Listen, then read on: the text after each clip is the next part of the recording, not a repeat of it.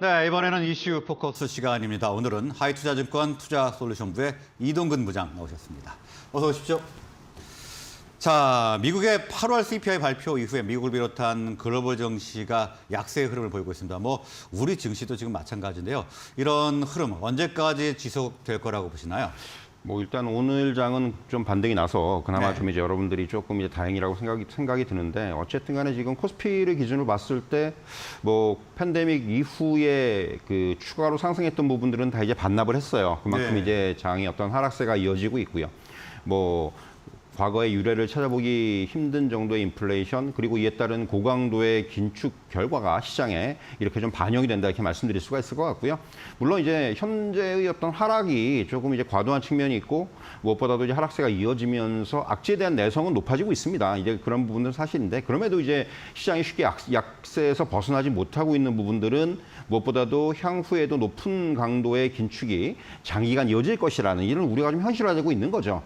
미국의 8월 CPI를 볼 때 에너지 가격이 하락을 하고 공급망 차질이 완화됐음에도 불구하고 서비스라든가 재화라든가 이런 쪽의 영역에서 물가 상승 압력이 확인이 됐거든요. 네. 사실 결국 이게 무슨 얘기냐면은 기업들이 지금 이제 가격 인상에 보다 적극적으로 나서는 상황이고, 소비자들도 이제 무엇보다도 강력한 그 고용 시장의 배경으로 해서 이러한 고물가 상황을 어느 정도 좀 수용을 하고 있다라는 거예요. 결국 물가가 어느 정도 피크아웃을 했다고 하더라도 이 물가의 둔화 속도가 현저히 지금 약하다는 얘기입니다. 결과적으로 이렇게 이제 고물가 상황이 결국은 당분간은 좀 이어지지 않겠는가, 이런 부분들이 결국 어떤 그 중앙은행이 고강도의 긴축을 펼침으로써 실물 경기에 좀 어느 정도 부담을 줘야지만이 인플레이션 잡힐 수 있는 네. 그런 구도가 전개가 되고 있다는 거죠.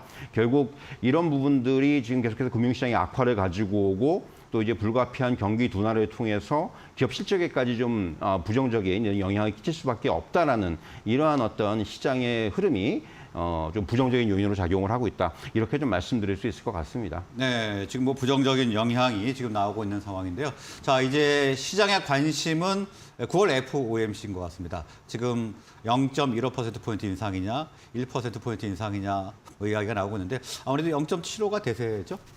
사실 이제 이번에 이제 8월 CPI, 그리고 이제 그 이후에 어떤 여러 가지 이제 시장의 그 분위기를 봐서 우리가 얘기하는 울트라 스텝, 1%의 금리 인상 얘기도 나왔습니다만은, 지금 최근에 어떤 그 지표들을 보면은 0.75% 쪽으로 시장의 어떤 어떤 흐름은 좀 모아지고 있다, 이렇게 말씀드릴 수 있을 것 같고요.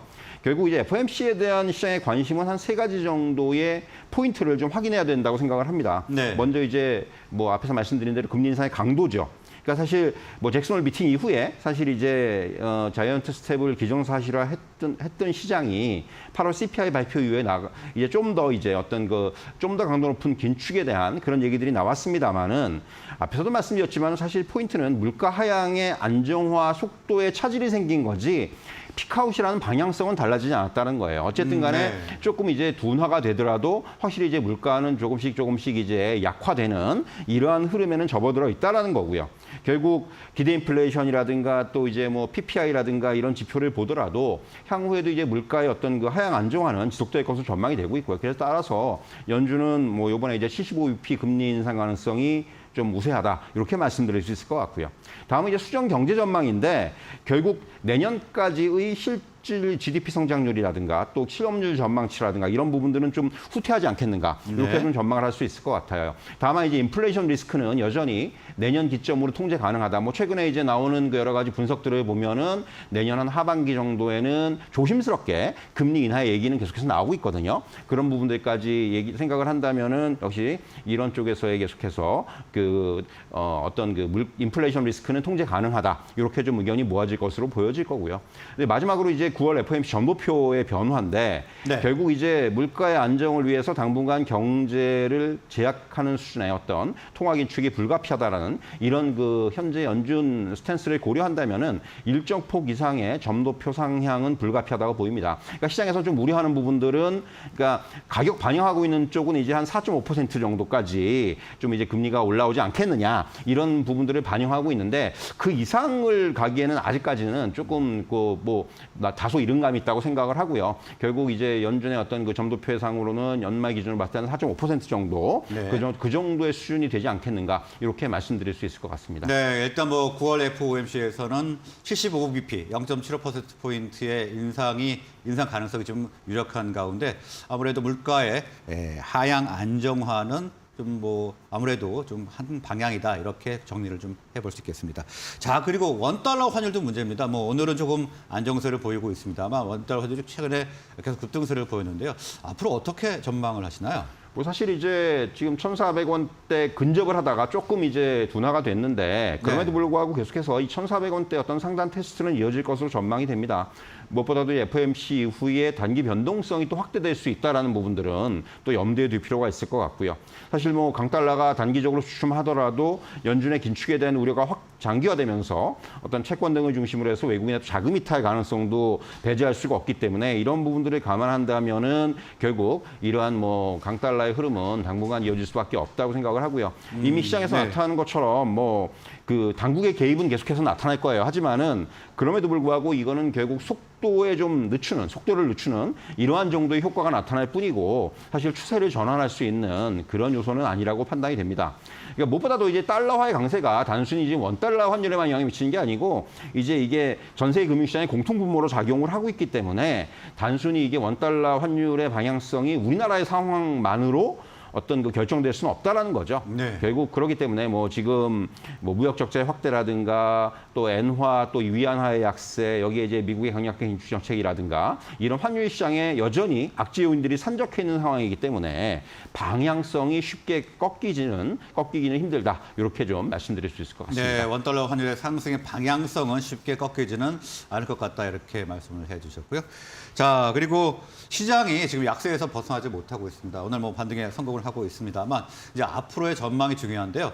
아무래도 많은 분들은 FOMC가 변곡점이 될 수 있다. 아무래도 뭐 75bp 정도 예상대로 인상이 된다면 그 뒤로는 상승세가 올 수도 있다 이렇게 예상하는 분들이 좀 있는데 어떻게 전망하시나요? 사실 뭐 FOMC 이후에는 저는 뭐 일단 시장에 긍정적으로 가져올 수 있는 부분들은 불확실성의 완화 그리고 이제 이벤트 소멸 효과 이 정도가 이제 아마 시장에 좀 긍정적인 효과를 가져올 수 있을 것으로 보여지고요. 뭐 오늘 시장의 반등도 저는 그런 것들이 좀 어느 정도 선반영되는 것이 아닌가라는 생각을 하고 있어요.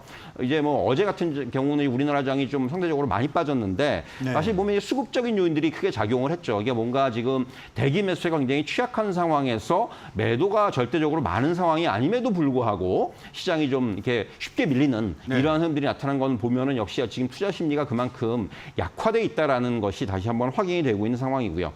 결국 뭐 FOMC 이후에 조금 시장이 이제 안정화가 되고 이제 조금은 이제 반등 시도가 나타나더라도 본격적으로 뭐 지수가 강하게 치고 올라오거나 이러기는 쉽지 않아 보입니다. 사실 뭐 물가라든가 금리라든가 환율이라든가 여전히 변수들은 시장에 대해서 부정적인 영향을 줄 수가 있기 때문에 지수의 상방은 좀 제한되는 이런 흐름이 예상이 됩니다. 그렇기 때문에 시장은 업종이라든가 종목 중심의 개별 장세가 상당 기간 연장이 되는 이런 흐름이 아마 나타나지 않겠는가 이렇게 예상을 할 수가 있겠고요. 그러니까 시세 연속성이 확보가 쉽지 않은 가운데 좀 빠르게 순환매가 반복이 되는 그런 모습 속에서 뭐 이제 시장의 중심에 있을 수 있는 뭐 예를 들면 뭐 자동차라든가 최근에 또 이세전지라든가 또 뭐 음식료라든가 또 이제 그 리오프닝 관련주라든가 신재생 에너지라든가 이런 업종들에 대해서 좀 이게 그 타이밍에 맞게 좀 집중하는 전략이 필요하다 이렇게 말씀드릴 수가 있겠고요. 또 한편으로는 실적이라든가 낙폭과대가 다시금 힘을 받을 수가 있어요. 그렇기 때문에 이렇게 좀 실적이라든가 낙폭과대에 기반한 저점 매수의 전략도 또 병행할 수 있는 그런 대응이 필요하다 이렇게 말씀드릴 수가 있겠습니다. 네, 9월 FOMC 이후에 뭐 반등이 나올 수는 있지만 본격적인 상승을 기대하기는 쉽지 않은 상황이다 이렇게 말씀을 주셨고요. 종목별 순환매에 대비할 필요가 있다 이렇게 정리를 해보겠습니다. 자, 오늘 말씀 여기서 마무리하겠습니다. 고맙습니다.